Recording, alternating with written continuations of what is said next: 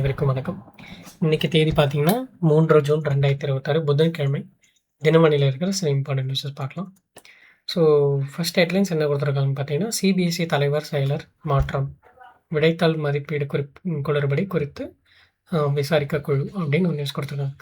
So ஒன்றும் இல்லை, ரீசெண்டாக சிபிஎஸ்சியில் நமக்கு தெரியும் இந்த ஆன் ஸ்க்ரீன் மார்க்கிங், அது ஓஎஸ்எம்னு சொல்லக்கூடிய அந்த ஆன் ஸ்க்ரீன் மார்க்கிங் போர்ட்டல் வந்து அந்த சிஸ்டம் வந்து சில குளறுபடிகள் இருக்குது. அதில் வந்து அது வந்து வல்னரபிலிட்டிஸ்லாம் நிறைய இருக்குது. ஹேக்கர்ஸ்லாம் ஈஸியாக ஹேக் பண்ணி இது பண்ணுறாங்க அப்படின்ற மாதிரி சொல்லியிருந்தாங்க இல்லையா?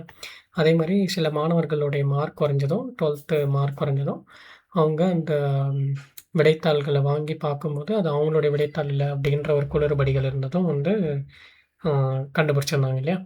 ஸோ இது வந்து எதிர்க்கட்சிகள் ஃபுல்லாகவே இந்தியா ஃபுல்லாகவே இது பயங்கர கண்டனம் தெரிந்தது. லைக் ஒரு டெசிஷனில் ஒரு 12th மார்க்குன்றது ஒரு மாணவர்களுடைய ஒரு அடுத்த கட்ட உயர்கல்விக்கு ஒரு டெசிஷனாக இருக்கக்கூடியதை வந்து இவங்க லத்தாஜிக்காக ஹேண்டில் பண்ணுறாங்க அப்படின்ற மாதிரி சொல்லியிருந்தாங்க இல்லையா? ஸோ அதுக்காக இப்போது அவங்களுடைய பழைய தலைவர் ஓகே அவங்கள வந்து இப்போது நீக்கியிருக்காங்க சரியா? இப்போது இருக்கக்கூடிய கரண்ட்டாக இருந்த சிபிஎஸ்இ தலைவர் ராகுல் சிங் மற்றும் செயலர் ஹிமான்ஷு குப்தா ஆகியோர் அந்த பதவிகளிலிருந்து செவ்வாய்க்கிழமை மாற்றப்பட்டனர். ஓகே, அவங்களுக்கு பதிலாக யார் வந்திருக்காங்க பார்த்தீங்கன்னா, சிபிஎஸ்இ புதிய தலைவராக லோகண்டே பிரசாந்த், அப்புறம் பிரசாந்த் சீதாராம், அப்புறம் செயலராக வருண் பரத்வாஜ். இவங்க 2 பேரை வந்து மத்திய அரசு வந்து நியமிச்சிருக்காங்க சரியா? ஓகே, அவங்க நம்ம இதில் தெரிஞ்சுக்க வேண்டியது இந்த மாதிரி ஒன்று பண்ணுறாங்க அப்படின்னு சொல்லிட்டு. ஓகே, இதே மாதிரி இந்த விடைத்தாள் குளறுபடிகளை விசாரிக்க ஒரு நபர் குழு ஒரு நபர் குழு அமைச்சிருக்காங்க. அவங்க யாருன்னு பார்த்தீங்கன்னா, திறன் மேம்பாட்டு ஆணைய தலைவர் எஸ் ராதா சௌஹான் தலைமையில் ஒரு நபர் குழு அமைக்கப்பட்டுள்ளது. ஓகே, ஸோ இதுக்கப்புறம் தான் என்னன்னு தெரியும். ஓகேவா? சரி, சாரி. அடுத்து வந்தீங்க பார்த்தீங்கன்னா, தமிழக புதிய டிஜிபியாக மகேஷ்குமார் அகர்வால் இன்று பொறுப்பேற்பு அப்படின்னு கொடுத்துருக்காங்க. ஸோ நம்ம ஆல்ரெடி பார்த்தது தான் 1994 ஐபிஎஸ் பேட்ச், தமிழகத்தை சேர்ந்த ஒரு கேடர். ஓகே, சரி, ஆல்ரெடி பார்த்தது தான், நம்ம ஸ்கிப் பண்ணிக்கிறோம். ஸோ நெக்ஸ்ட்டு வந்தோம்னா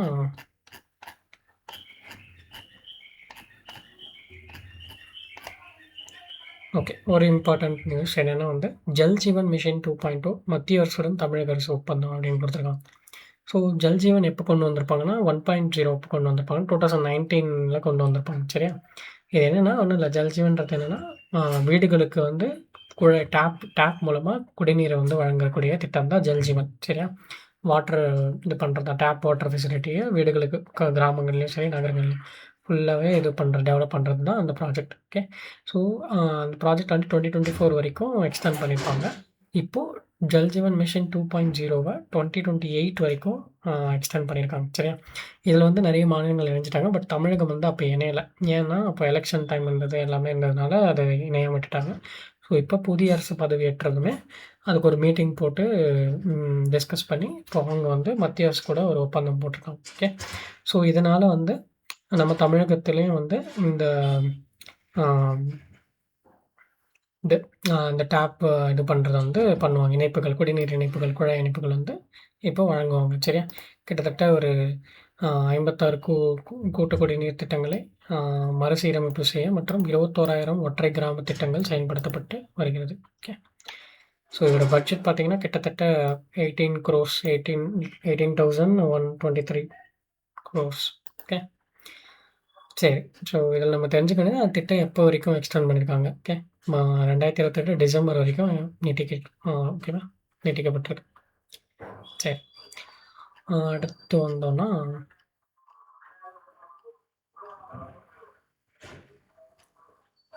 ஸோ இன்றைக்கி எடிட்டோரியல் பார்த்தீங்கன்னா வந்து தென்மேற்கு பருவமழை பற்றி ஒரு ஆர்டிக்கல் நமக்கு இம்பார்ட்டண்ட்டாக இல்லை. நீங்கள் ஆர்டிக்கலும் பார்த்தீங்கன்னா வந்து பிரிட்டனில் ரீசெண்டாக வந்து இந்த புகையிலை வந்து தடை பண்ணியிருந்தாங்க இல்லையா இளைஞர்களுக்கு. ஸோ அதை பற்றி ஒரு டிஸ்கஷன். ஓகே, ஸோ நம்ம ஆல்ரெடி பார்த்தது தான். ஓகே, நெக்ஸ்ட் வந்தோம்னா நேற்று உச்சநீதிமன்றத்தில் அந்த 5 புதிய நீதிபதிகள் வந்து பதவியேற்றுட்டாங்க. ஓகே, வி மோகனா அவர்கள் நம்ம பார்த்துருந்தோம் இல்லையா நேற்று.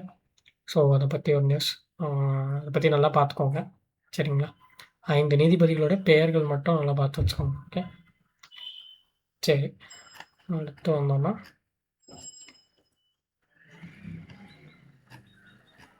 ஸோ கடைசியா பார்த்தீங்கன்னா வந்து கருணை அடிப்படையிலான நியமனங்களில் திருமணமான பெண்களை விலக்கி வைக்கக்கூடாது உச்சநீதிமன்றம் அப்படின்னு ஒரு நியூஸ் குடுத்துருக்காங்க. ஒண்ணும் இல்ல. ஆ ஸோ அரசாங்கத் துறையில இருக்கு இல்லையா? ஸோ அரசாங்கத் துறையில கருணை அடிப்படையில சில பணிகள் வழங்கும்போது, இப்போ எக்ஸாம்பிள் நான் என்ன சொல்றேன்னா வந்து, இப்போ ஒரு பெர்சன் இருக்காங்கன்னு வச்சுக்கங்க. அவங்க அப்பா வந்து ஒரு கவர்மெண்ட் எம்ப்ளாயி சரியா? ஸோ அவர் வந்து டியூட்டில இருக்கும்போது ஏதாச்சும் ஒரு ஆக்சிடென்ட் இதுல இறந்துடுறாரு. ஓகே. ஸோ அப்போ அவங்க வீட்ல இருக்கிறவங்களுக்கு அந்த வேலை போகும் இல்லையா? அவங்க வீட்ல இருக்கிற அடுத்தபடியான இப்ப 18 பிளஸ் ஆன ஒரு ஆளுக்கு அந்த வேலை போகும் இல்லையா? ஸோ இப்போ இப்ப என்ன நடக்குது அப்படின்னு பார்த்தீங்கன்னா, சில இடத்துல இந்த கருணை அடிப்படையில வழங்கக்கூடிய அந்த பணி நியமனங்கள்ல திருமணமான பெண்கள வந்து வேணான்னு சொல்லிர்றாங்க. ஓகே. அவங்கள வந்து விலக்கி வச்சுறது. அப்புறம் கர்ப்பமா இருக்கக்கூடிய பெண்கள், அந்த மாரி பெண்கள வந்து அதேமாரி ஆ பிரிஞ்சிருப்பாங்க இல்லையா? இது கணவர விட்டு பிரிஞ்சிருப்பாங்க. கைம்பெண்களா இருப்பாங்க. இவங்கலாம் வந்து விலக்கி வச்சிருக்காங்க அப்படின்ற மாரி ஒரு இஷ்யூ நடந்து, அத வந்து கேஸ் போட்டிருக்காங்க உச்சநீதிமன்றம். ஸோ இப்போ உச்சநீதிமன்றம் என்ன சொல்லியிருக்குன்னா, ஒரு தீர்ப்பு மூலியமா இது மாரி பண்ணக்கூடாது அப்படின்னு சொல்லிட்டு ஒரு ஒரு கருத்த தெரிவிச்சிருக்காங்க. சரியா? ஸோ ஜஸ்ட் நம்ம என்னன்றத மட்டும் பார்த்துக்கிட்டா போதும். நமக்கு இன் டெப்த்தா என்னென்ன ஆச்சு, என்ன விஷயம்ன்றது கேஸ் டீட்டெயில்ஸ் நமக்கு தேவையில்ல. ஓகே. சரி. கடைசியா வந்தோம்னா, ஐநா பொது சபை தலைவராக வங்கதேச துறை அமைச்சர் தேர்வு அப்படின்னு குடுத்துருக்காங்க.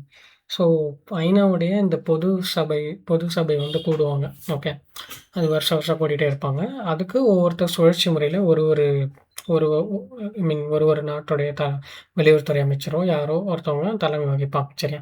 ஸோ இப்போ 81 ஆ இந்த பொது சபை கூட்டத்தொடர் தலைவராக வங்கதேச வெளியுறவு அமைச்சர் கலிலுர் ரஹ்மான் அவர்கள் தேர்ந்தெடுக்கப்பட்டிருக்காங்க. சரியா? ஸோ இப்ப கரண்ட்டா யார் இருக்காங்க அப்படின்னு பார்த்தீங்கன்னா, அ ஐநா பொதுசபை தலைவரும், ஜெர்மனியின் முன்னாள் வெளியுறவு அமைச்சரான அனல் அனலெனா போர்பக் போர்பாக்கிடமிருந்து கலிலுர் ரஹ்மான் இப்ப அந்த பொறுப்ப வந்து வாங்குறாரு. ஓகேவா? ஸோ நமக்கு தெரிஞ்சுக்க வேண்டியது கரண்ட்டா யார் இருக்கா?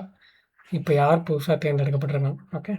அதே மாரி பார்த்தீங்கன்னா, 1986க்கு அப்புறம் வங்கதேசத்தில ஒரு தலைவர் தேர்ந்தெடுக்கப்பட்டது. இது 2வது முறை. ஓகேவா? சரியா? வங்கதேசத்தில ஃபர்ஸ்ட்டு யார் இருந்திருப்பாங்க பார்த்தீங்கன்னா, 1986ல பார்த்தீங்கன்னா, ஹூமியான் ரஷீத் சௌத்ரி அவர் இருந்திருப்பாரு. ஐநா பொது சபை தலைவரா.